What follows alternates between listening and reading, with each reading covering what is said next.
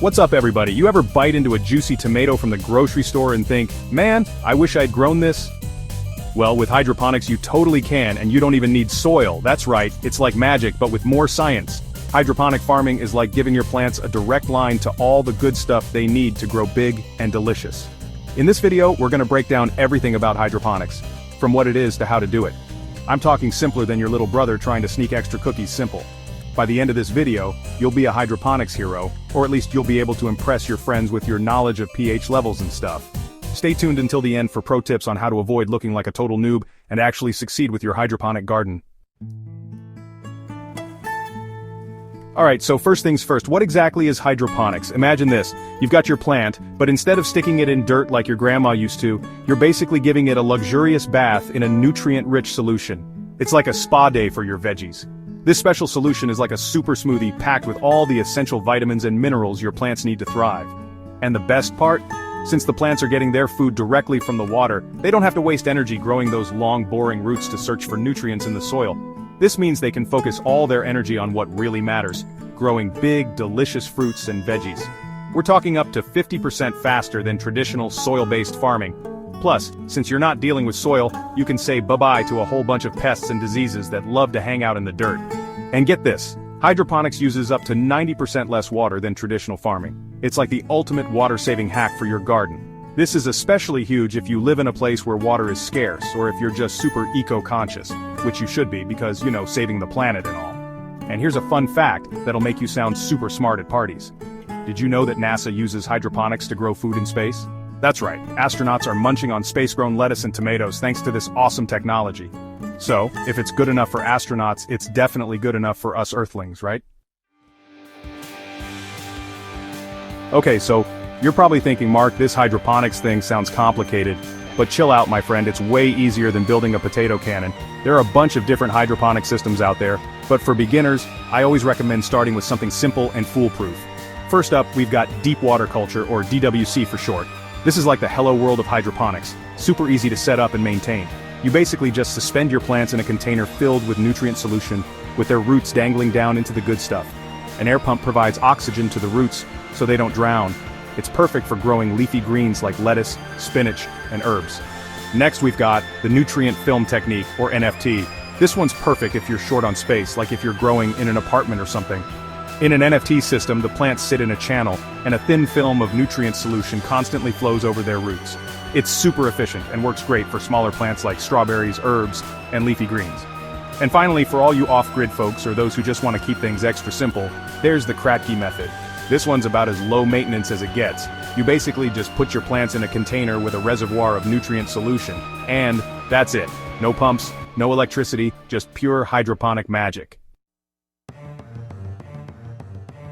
Alright, now let's talk about the secret sauce of hydroponics, the nutrient solution. This is what makes or breaks your hydroponic garden. Since we're not using soil, we need to provide our plants with all the essential nutrients they need through the water. Think of it like this, if you only ate pizza every day, you'd eventually get sick, right? Okay, maybe not sick, but you get the point. Plants are the same way. They need a balanced diet to thrive. The three main nutrients your plants need are nitrogen for leafy growth, phosphorus for strong roots and flowering, and potassium for overall plant health. You can buy pre-mixed hydroponic nutrients that contain all the good stuff, or you can get fancy and mix your own. But here's the thing. Just dumping a bunch of nutrients into water isn't enough. You also need to make sure the pH level is just right. The pH level measures how acidic or alkaline the water is, and different plants prefer different pH ranges. Most hydroponic plants like a slightly acidic pH between 5.5 and 6.5. To measure the pH, you can use a pH meter, which is a handy little device that tells you the exact pH level of your nutrient solution.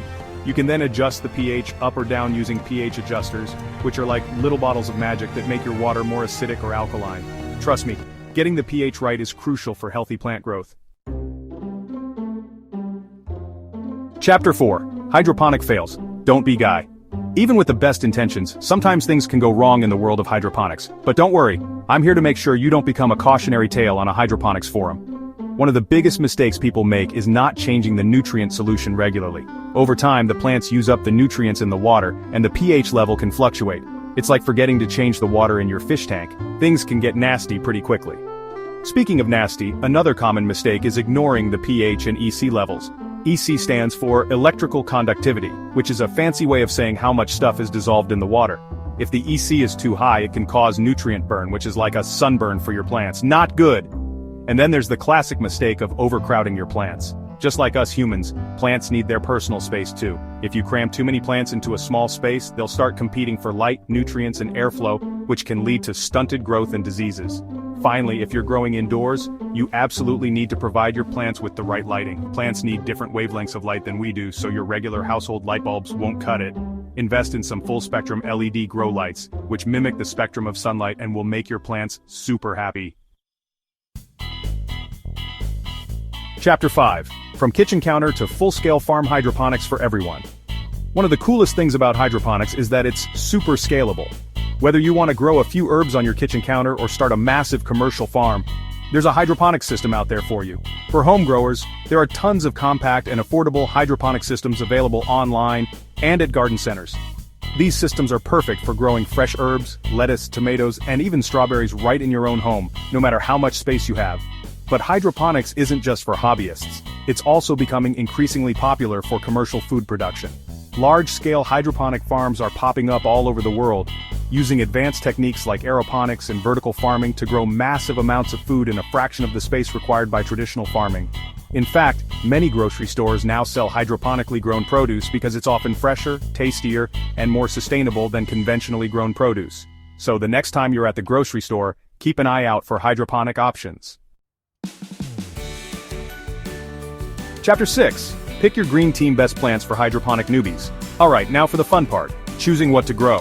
While you can technically grow almost anything hydroponically, some plants are just easier to grow than others, especially for beginners. If you're just starting out, I recommend sticking with fast-growing, low-maintenance crops like lettuce, spinach, kale, and other leafy greens. These plants are super forgiving and will reward you with a bountiful harvest in no time. Herbs are another great option for hydroponic beginners. Basil, mint, cilantro, parsley. These aromatic herbs thrive in hydroponic systems and will add a burst of flavor to your home-cooked meals. Once you've mastered the basics, you can start experimenting with more challenging crops like tomatoes, peppers, cucumbers, and even strawberries. These plants require a bit more care and attention, but the results are oh so rewarding. Just imagine biting into a juicy, homegrown tomato that you grew yourself without any soil. Chapter 7. Go forth and grow. There you have it, folks. That's your crash course in hydroponics. Hopefully by now, you're feeling pumped and ready to start your own soil-free garden. Remember, hydroponics is a fun and rewarding way to grow your own food, save water, and impress your friends with your plant-whispering skills. I'd love to hear about your hydroponic adventures. Leave a comment down below and let me know what you're growing, or if you have any questions. And hey, if you're feeling extra generous, hit that like button, and subscribe to the channel for more awesome science and engineering content. Until next time, happy growing. And that's how you grow food without using any soil. It's like the ultimate life hack for plants. Seriously though, hydroponics is such a cool and sustainable way to grow food, and it's something that anyone can do.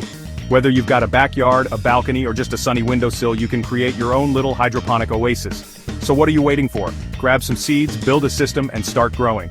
And hey, if you need some inspiration, be sure to check out the links in the description for more hydroponic resources and tutorials.